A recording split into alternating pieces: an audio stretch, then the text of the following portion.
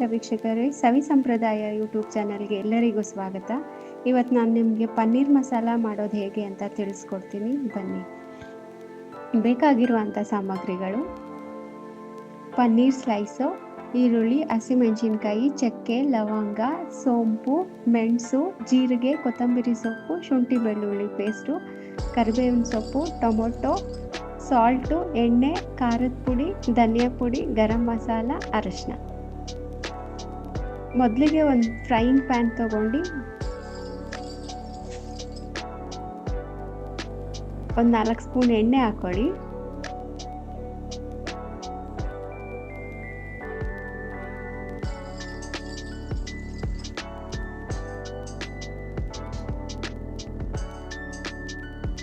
ಎಣ್ಣೆ ಬಿಸಿ ಆದಮೇಲೆ ಪನ್ನೀರ್ನ ಸ್ಲೈಸ್ ಮಾಡಿರೋ ಅಂಥದ್ದನ್ನ ಹಾಕೊಳ್ಳಿ.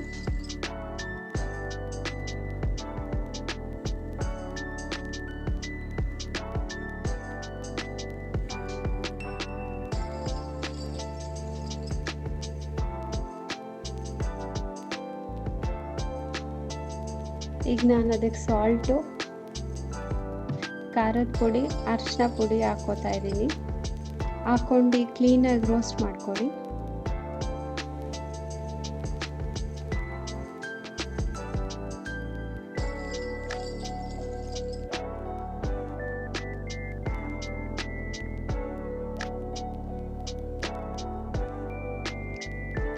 ಎರಡೂ ಕಡೆ ಕ್ಲೀನಾಗಿ ರೋಸ್ಟ್ ಮಾಡ್ಕೋಬೇಕು.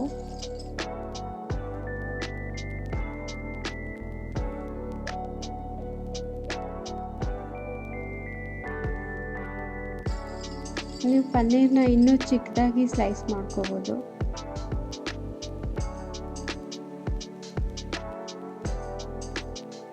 ಒಂದು ಕಡೆ ರೋಸ್ಟ್ ಆಗಿದೆ, ಮತ್ತೆ ಅದನ್ನ ತಿರುವಾಕೊಂಡು ಇನ್ನೊಂದು ಕಡೆನೂ ರೋಸ್ಟ್ ಮಾಡ್ಕೊಳ್ಳಿ.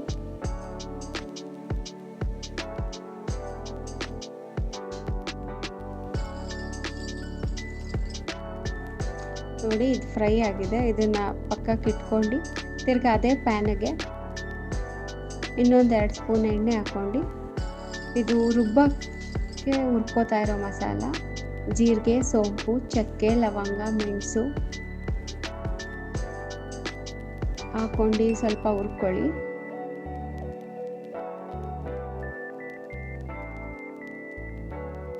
ಈಗ ಹಸಿಮೆಣಸಿನ್ಕಾಯಿ ಹಾಕ್ಕೊಳ್ಳಿ.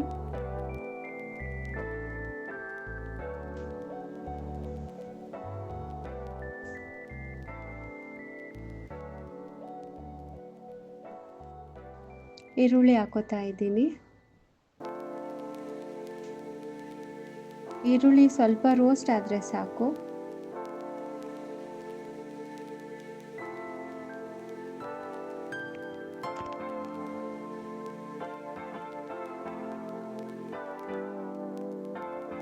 ಈಗ ಈರುಳ್ಳಿ ರೋಸ್ಟ್ ಆದಮೇಲೆ ಶುಂಠಿ ಬೆಳ್ಳುಳ್ಳಿ ಪೇಸ್ಟ್ ಹಾಕ್ಕೊಂಡು ಹಸಿ ವಾಸನೆ ಹೋಗೋವರೆಗೂ ಹುರ್ಕೊಳ್ಳಿ.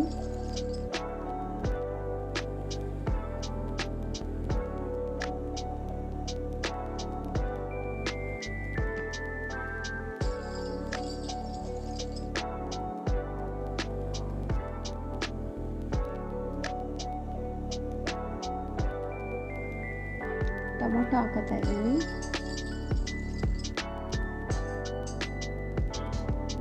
ಇದನ್ನು ಸ್ವಲ್ಪ ಮೆತ್ತಗಾಗೋವರೆಗೂ ರೋಸ್ಟ್ ಮಾಡ್ಕೊಳ್ಳಿ.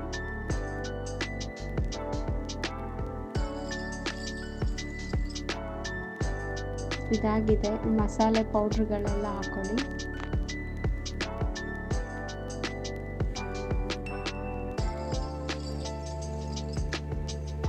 ಇದು ಸ್ವಲ್ಪ ರೋಸ್ಟ್ ಆದಮೇಲೆ ಮುಗೀತು. ಈಗ ಕೊತ್ತಂಬರಿ ಸೊಪ್ಪು ಹಾಕ್ಕೊಂಡು ಸ್ಟವ್ ಆಫ್ ಮಾಡ್ಕೊಳ್ಳಿ. ಇದು ತಣ್ಣಗಾದ್ಮೇಲೆ ಮಿಕ್ಸಿಗೆ ಹಾಕ್ಕೊಂಡು ಫೈನ್ ಪೇಸ್ಟ್ ಮಾಡ್ಕೊಳ್ಳಿ.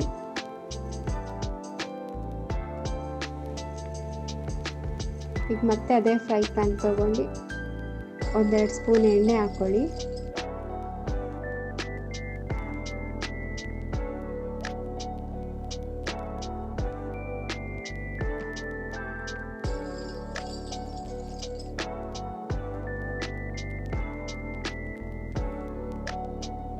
ಎಣ್ಣೆ ಬಿಸಿ ಆದಮೇಲೆ ಕರಿಬೇವಿನ ಸೊಪ್ಪು ಹಾಕ್ಕೊಳ್ಳಿ.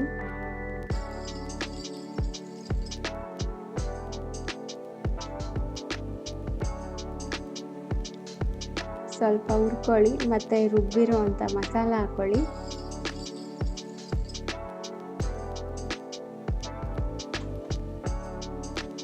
ಇದೆಲ್ಲ ಎಣ್ಣೆ ಬಿಡೋವರೆಗೂ ಸ್ವಲ್ಪ ಹುರ್ಕೊಳ್ಳಿ.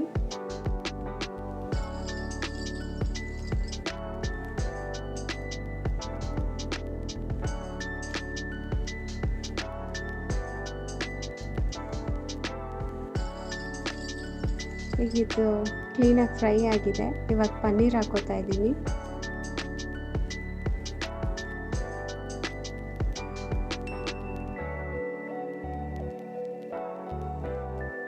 ಕ್ಲೀನಾಗಿ ಮಿಕ್ಸ್ ಮಾಡ್ಕೊಂಡು ಇನ್ನೊಂದು 5 ನಿಮಿಷ ಫ್ರೈ ಮಾಡ್ಕೊಳ್ಳಿ.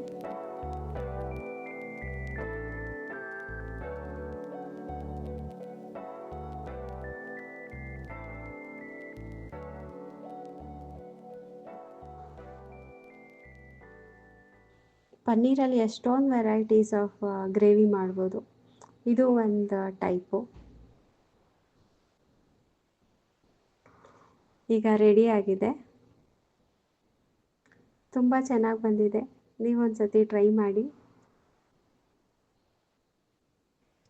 ಇಷ್ಟ ಆದರೆ ಲೈಕ್ ಮಾಡಿ, ಕಮೆಂಟ್ ಮಾಡಿ, ಶೇರ್ ಮಾಡಿ. Thank you.